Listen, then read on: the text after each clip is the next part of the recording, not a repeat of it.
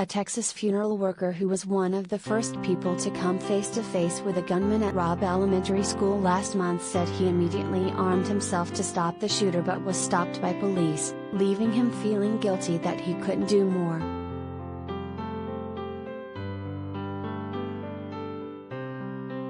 Cody Briceño said he was working at a funeral home near the Uvalde school when he saw shooting suspect Salvador Ramos crash his pickup truck in a nearby ditch and emerge from the vehicle with an evil look on his face, he told NBC News in an interview that aired Sunday.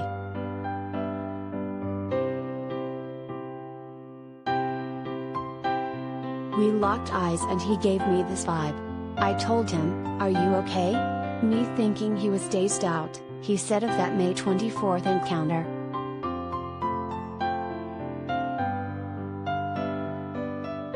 Briceño said the 18-year-old then turned and went into his vehicle where he retrieved a rifle. As the teen started to load the firearm, Briceño yelled at a co-worker who had joined him outside to run. Both of them safely escaped the spray of gunfire that was fired at them, he said, allowing Briceño to retrieve his own gun from his wife and charge after the shooter. That's when a police officer stopped him.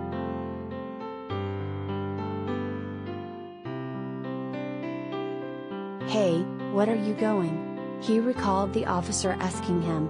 He told the officer that he was going to stop the gunman and pointed out that the suspect was already inside the school. He was instead told to stay back and shut up.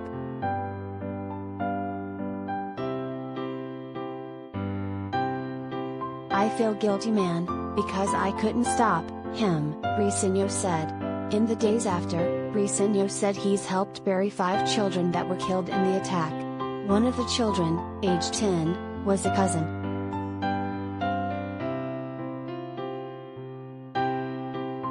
Law enforcement have been criticized over their delayed efforts to confront and stop the shooter. Parents of children at the school have said police officers forced them to wait powerlessly outside the school as the gunman carried out his rampage inside.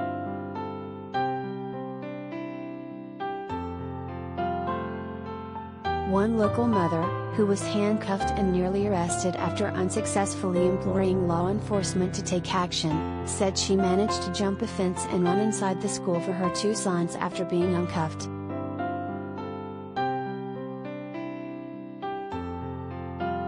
"There was not one single officer inside the school when I arrived at my second son's classroom," Angela Gomez told CBS News last week of her experience inside.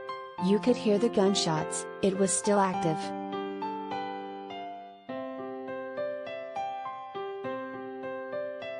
Gomez said when she did finally see first responders inside, she told them to give her a protective vest so she could help evacuate children herself.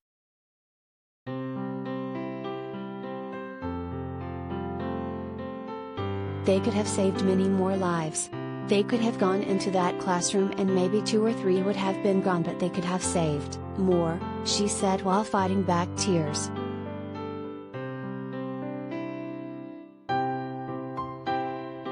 Gomez said that since the attack she received a call from a law enforcement officer who warned that she could face obstruction of justice charges if she continues to publicly speak out about what happened. Because she's on probation for something that took place over a decade ago, she said she heeded that officer's warning until a judge overseeing her probation told her that she did not face any new charges. The judge instead said that her probation would be shortened because of her bravery.